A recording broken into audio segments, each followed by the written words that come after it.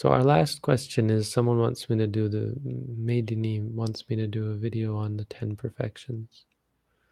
So I thought I don't know that I want to do a video on the 10 perfections. It's one of those things that requires a scholar, in my opinion, which I'm not. There were 10 or 12 books written. The Buddha Charyavatara, is that what it's called? Anyway, this Burmese set of books that was translated into English, and it just goes, it's a bookshelf of books on the 10 perfections. I don't know if those are still available. They were publishing them in Malaysia a while back, but very interesting and detailed set of texts about the 10 perfections, which kind of makes me, that knowing that text is out there makes me think, oh no, not something I want to dive into. But I thought I'd go over them and refer to the introduction to the Jataka,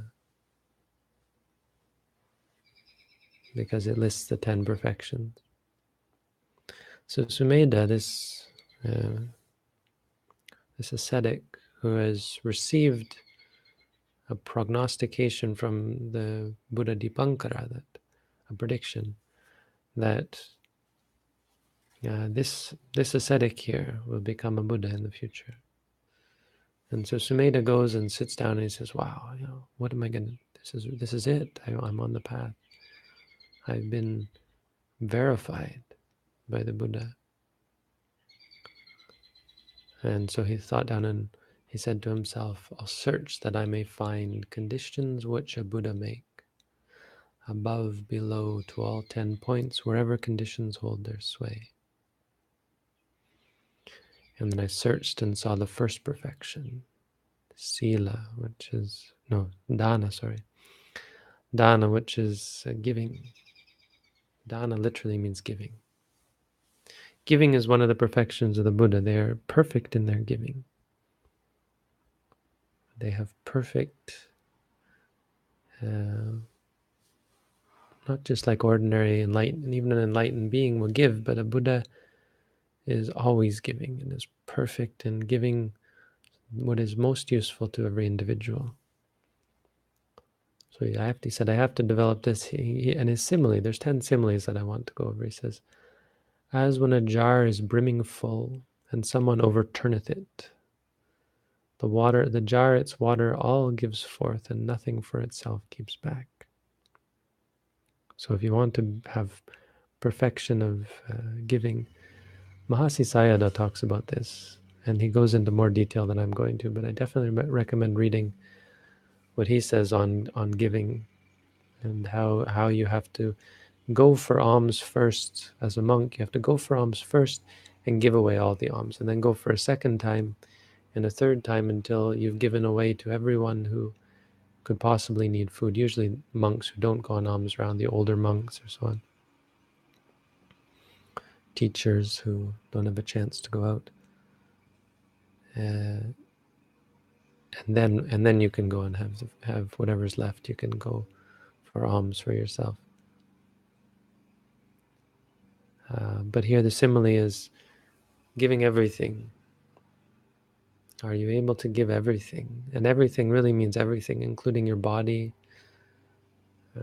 including your limbs and your organs and your life even. Are you able to give all of that? That's the way of a Buddha. So he said to himself, I'll give to anyone. May they be low or high or middle born, doesn't matter. That's the first one. The second one is sila, morality. And his simile is, as when a yak's cow's flowing tail is firmly caught by bush or thorn, she thereupon awaits her death, but will not tear and mar her tail. So a yak has a long tail, I guess, right? And if it gets caught on a bush or something, the yak will not pull, because they are afraid to break the tail, to pull the hairs out of the beautiful tail, I guess. I mean, suppose there were such a yak. That's the way of someone who keeps to the perfection of precept or of ethics, is that even for their own life, they won't break the slightest precept, no matter what the cost. They will not hit, they will not hurt, they will not harm another. They will not speak a lie, they will not speak harm to others. They will train themselves that they will see anumatte suvaji subhyadasavi. They will see danger in the slightest fault. The Bodhisattva developed this to perfection, where nothing would ever make him break a precept, an ethical precept, or an ethical principle. The third is renunciation. And his simile is like a man who long has dwelt in prison, suffering miserably. No liking for the place conceives, but only longs for release. So a person in prison, renunciation here means letting go of the world. So he says, I'll try and see the world as a prison, for the prison that it is, prison of our own making. Society is really in many ways a prison. We're imprisoning ourselves and imprisoning each other and manipulating each other. Politics, law, regulation. Some of it's good, I mean, for everyone to get something that they like, you need things like regulations, right? There's nothing wrong with regulations. The Bodhisattva we have in one of the suttas, the Bodhisattva was the first regulator because people were stealing each other's rice way back in the very beginning, back in the olden times when it was just rice and everyone had some rice. But then someone said, I'm too lazy, I'll take someone else's rice. So they got the Bodhisattva to come and they said, hey, you have to help us keep order here. So they had laws and regulations and so on. Necessary. But only necessary because of desire, because we want. If we stopped clinging even to life, we just stopped clinging to this rock in the corner of the universe, clinging to this slug of a body that's creeping along this desolate rock in the corner of the universe. Yeah, we put it like that, maybe. Human life is not something terribly special. We're just quite fond of it.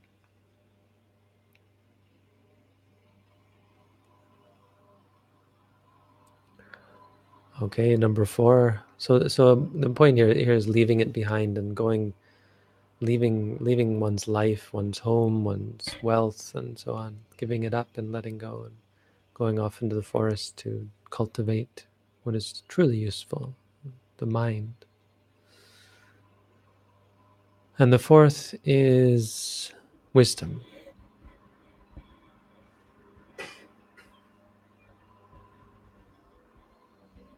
And so he gives a simile, just like a Brahmin, a priest, when on his rounds. No, that's not right.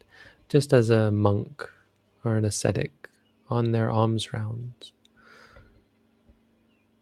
Nor low, nor high, nor middling folk doth shun, but begs of everyone.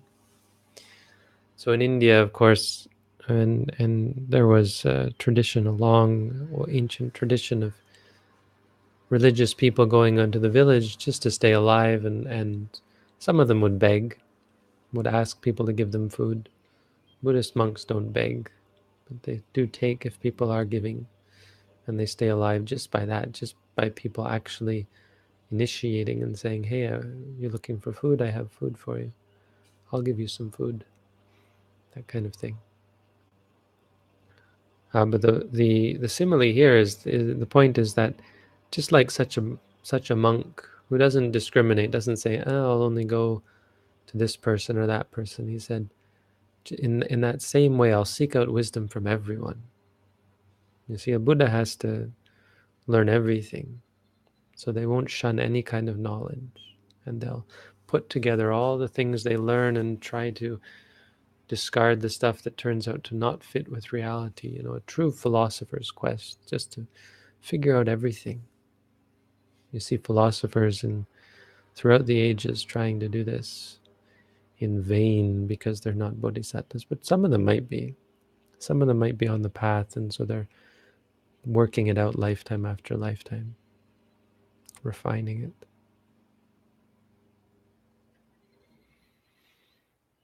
The fifth is, see, I've got a very poor translation, and I'm not actually looking at the Pali, which I probably should have done.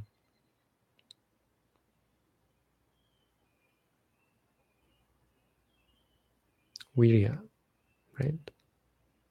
No. Yes. Right. Virya, and they use courage because virya comes from vira, which means a hero, but virya means effort, energy.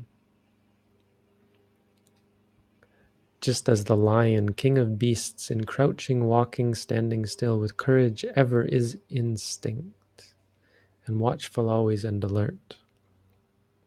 So the effort, walking and sitting and meditating, just like a lion that never lets up its guard. Honestly, I think lions have an overly good reputation. Lions are apparently very lazy. They're not like tigers. Tigers are the king, but lions are pretty laid back. I don't know what it was like in the time of the Buddha, but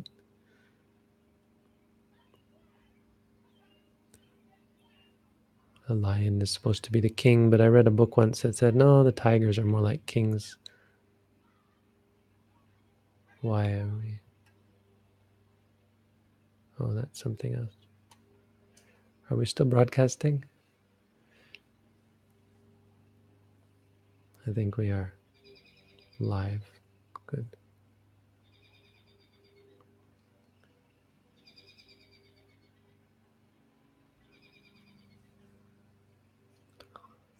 Yeah, so the effort of a bodhisattva is unflagging, and this means lifetime after lifetime, never giving up, never saying, oh, it's too hard. Lifetime after lifetime, working endlessly, ceaselessly, just meticulously cultivating. You know, you think the effort we put out here in the meditation center is a lot, boy.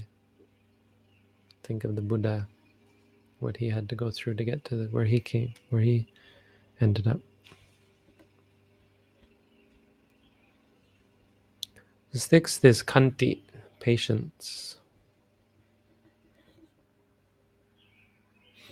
Just as the earth, whatever is thrown upon her, whether sweet or foul, all things endures and never shows repugnance nor complacency. It means no liking or disliking. The earth, people can spit on it or defecate on it, throw rubbish on it, dig it up, hurl insults at the earth if you want. The earth doesn't care. The earth doesn't mind. So the Buddha gave many similes about this, like the simile of the earth. Just like the earth, be like the earth, no matter what comes. See, we react out of total delusion, this idea that we have a self that we have to protect. It's all just clinging, and it's built up based on likes and dislikes and concern over loss, losing the things that you like. That comes in, that builds up into a sense of self that you have to protect.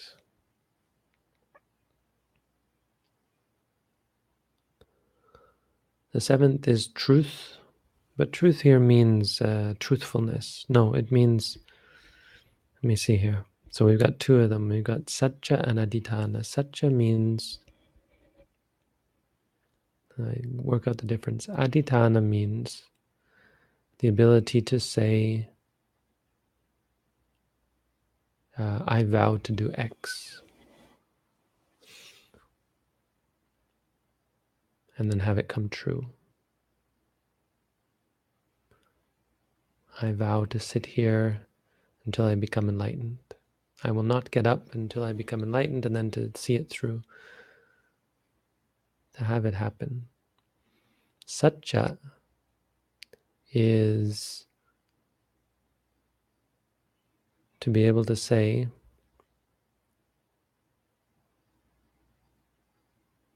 well, I can't remember. But Satya is, no, Satya is truth, but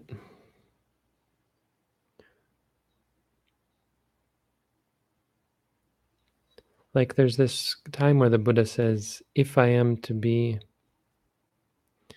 a Buddha, that's determination though. If I am to become a Buddha, may this bowl, and he has his bowl, and he may it float upstream, and his bowl actually floats upstream. I'm pretty sure that's adhitthana. Satya is when you say, satya is the ability to say,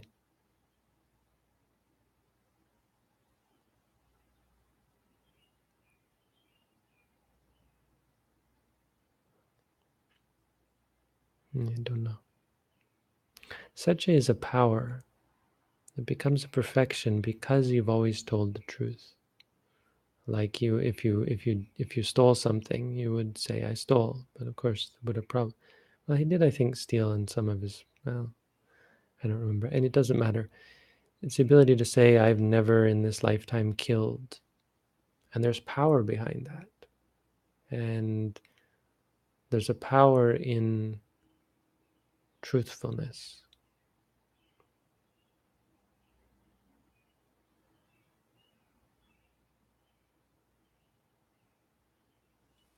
It's been a while since I've gone over this. I know it's similar because there's a power that comes from us. You can say, through the power of this truth, I've never killed anyone in this lifetime. Through the power of this statement of truth, and then may such and such happen, which is similar to saying, I vow for the such and such to happen. May such and such occur, and have it happen. But this book that I was talking about, this series of books, it goes over how they're related and how they're distinct, because the commentary, I think, has a lot to say. Anyway, satya means telling the truth and relying on the power of the truth. But I made a mess of that one because I don't really remember about what that one refers to. But the simile is, just as the morning star on high its balanced course doth ever keep, and through all seasons, times, and years doth never from its pathway swerve. So the morning star is always on track. You never see the morning star rise in the wrong place, wherever that would be. Same with the person who always tells the truth. There's a power in truth that you see in the Jatakas. This is referring to those stories where the Buddha or the Bodhisattva says some truth, like, I've never done this, I've never done that. And there's a powerful thing that comes from it, some result. The next one is resolution. So this is when you determine, I vow this, I vow that. And then you're able to stick with it. Like when you sit for an hour and you don't give up at 55 minutes. When you go for the 60 minutes because you set your timer, that's cultivating this kind of thing, determination. So don't, when you say, oh, it's just 5 minutes left. No. Well, it's okay, but you're not developing determination. My teacher once reminded us of that, so I'm just repeating what he said. It's a good teaching. So it's the simile here. Just as a rocky mountain peak unmoved stands firm established, unshaken by the boisterous gales, and always in its place abides. So the mountain stays firm. You don't see Mount Everest suddenly get up and move somewhere else because it's uncomfortable.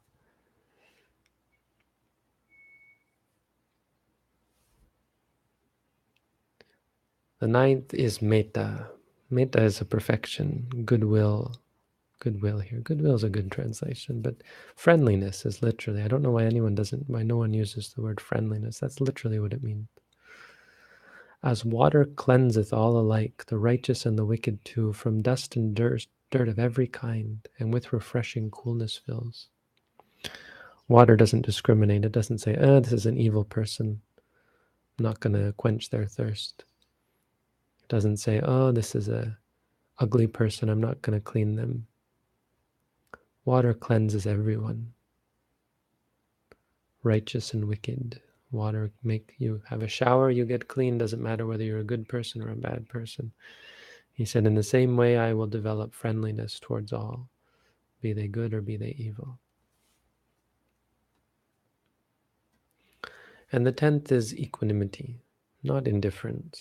That's a bad translation. Equanimity. Just as the earth, whatever is thrown, and this is simple, similar. Didn't we have this simile already?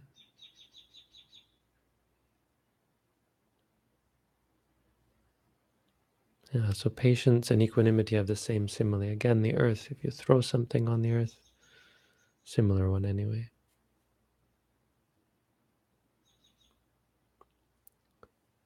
Whatever is thrown upon her, whether sweet or foul, indifferent to all, is to all alike. So it doesn't matter whether you throw garbage or you defecate on the earth.